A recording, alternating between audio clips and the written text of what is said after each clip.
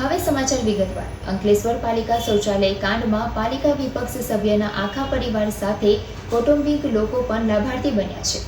અંકલેશ્વર પ્રતિષ્ઠિત નાગરિકો અને તેમના સંબંધીઓના નામો પણ સામે આવ્યા છે. ટોયલેટ બ્લોક બન્યા જ ના હોવાનો આરટીઆઈ એક્ટિવિસ્ટ પ્રવીણભાઈ મોદીએ સીધો આક્ષેપ કર્યો હતો. આધાર કાર્ડનો દુરુપયોગ કરી કાગળ ઉપર જ 1906 ટોયલેટ બ્લોક બતાવ્યા હોવા સાથે હાસોટ તાલુકા વ્યક્તિના પણ આધાર કાર્ડનો ઉપયોગ કરાયો હોવાનો ઘટસ્ફોટ થયો છે. અંકલેશ્વર પાલિકા દ્વારા 2013-14માં 1.62 કરોડ રૂપિયાના ખર્ચે 1906 ટોયલેટ બ્લોક સરકારી ગ્રાન્ટમાંથી બનાવ્યા હોવાનો ખુલાસો આરટીઆઈ હેઠળ આવેલી માહિતીમાં સામે આવ્યો છે. જે અંગે સૌપ્રથમ મા ટીવી દ્વારા આરટીઆઈ એક્ટિવિસ્ટ પ્રવીણ મોદી સાથે મળી ઘટસ્ફોટ કર્યો હતો. એટલેથી ના અટકતા લિસ્ટમાં જે નામો હતા તેવા લાભાર્થીઓના ઘરે પહોંચી ખરાઈ કરી હતી, જેમાં કરોડોના બંગલા ધારક ઘરોમાં ટોયલેટ બન્યા જ ના હોવા સાથે તેના આધાર કાર્ડનો દુરુપયોગ થયો હોવાનો ખુલાસો થયો હતો. તો એક ભાઈએ લગ્ન નોંધણી માટે આધાર કાર્ડની નકલ આપી હતી, તેનો ઉપયોગ થયો હોવાનું તેના દ્વારા જણાવવામાં આવ્યું હતું. હવે આ મુદ્દે વધુ એક ઘટસ્ફોટ થયો છે, જેમાં આરટીઆઈ હેઠળ મળેલી માહિતીમાં આ લિસ્ટમાં નગરપાલિકાના વિપક્ષના સભ્યો રફીક ઝઘડિયાવાલાના પરિવારના નામ અને તેમના કુટુંબના 30થી 40 જેટલા સભ્યોના નામો હોવાનું સામે આવ્યું છે, જેમને કદી આ યોજનાઓનો લાભ લીધો જ નથી. આ એક રિટાયર્ડ પોલીસ પરિવારના સદસ્ય તેમજ એક ટ્રાન્સપોર્ટર સંચાલક જેવો કરોડપતિ છે. તેમાં પરિવારના સદસ્યોના નામ પણ હોવાનું આરટીઆઈ એક્ટિવિસ્ટે જણાવ્યું હતું. આ અંગે મા ટીવી દ્વારા પાલિકા સભ્ય રફીક ઝઘડિયાવાલા જોડે પણ વાત કરતાં તેમણે જણાવ્યું હતું કે મારા પરિવારના સદસ્યો ઉપરાંત મારા સગા સંબંધીઓ અને અમારા સમાજના પ્રતિષ્ઠિત નાગરિકોના નામ પણ અંદર સામેલ છે. તમામના આધાર કાર્ડનો દુરુપયોગ થયો છે. જે આ મુદ્દે અમે કાનૂની લડત લડીશું અને આ કૌભાંડમાં જે પણ હશે તેની સામે કાર્યવાહી કરવામાં આવશે. અને સૌથી પહેલાં આ કૌભાંડ અમે જે તે વખતે ઉજાગર કર્યું હતું અને વિજિલન્સ તપાસ પણ થઈ હતી, જે બાદ જે તે વખતે આ અટકી હતી. હવે પુનઃ આ સામે આવ્યું છે. રફીકભાઈ, અત્યારે જે પાલિકાનું કૌભાંડ આવ્યું છે, શૌચાલય કૌભાંડ, એમાં આપના પરિવારના તમામ સદસ્યોના નામ અને બીજા કેટલાક સંબંધીઓના નામ આવ્યા છે. એ બાબતે આપનું શું કહેવું છે અને કઈ રીતે આખું આ કાંડ થયો છે?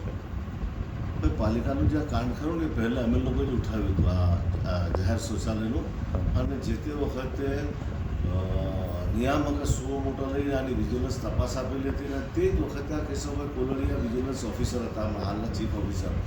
અને જે તે સમયે આ તપાસની અંદર તે સમયના ચીફ ઓફિસરે જે પણ કંઈ માહિતી લઈ અને માહિતી ઉપલબ્ધ હતી એ લઈને આ પ્રકરણને તે વખતે સ્ટે કરવામાં આવેલું કે હજુ છે એ ખબર નહીં.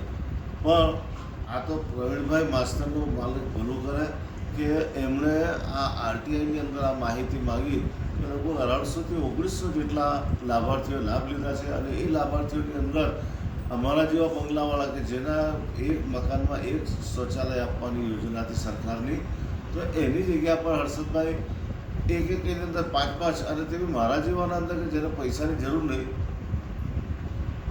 એવા લોકોને શૌચાલયનો લાભ આપ્યો.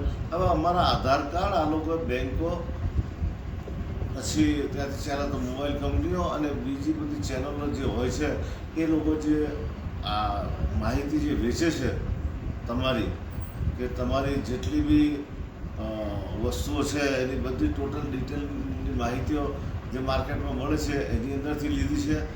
અને આ નગરપાલિકાની અંદરથી આ કામ થયું છે. અને કાલે પણ અમે બોર્ડમાં કીધું હતું કે એક ખાલી હાલમાં ભારતીય જનતા પાર્ટીના મિત્રો ખાલી એક સભ્યનું નામ લઈ અને આમ આખો મામલો ચલાવે છે. પણ આની અંદર તો કંઈ કેટલા બધા છે હર્ષદભાઈ. અને આની અંદર તો જે તે વખતની સમાજ સંગઠનના કર્મચારી કે જે ખરેખર વેરિફિકેશન કરે કે ભાઈ એ છે કે નહીં. બીજું કે ચીફ ઓફિસર આ લોકો જે તે વખતે કમ્પ્લીશન સર્ટિફિકેટ બાબતે એક કાગળ આપવું પડે અને તે જેને કલેક્ટરમાં પેમેન્ટ થતું હતું. એટલે કે આ કોણ લાભાર્થી છે, કોણે લાભો લીધા છે, એવું તેવું કશું છે નહીં.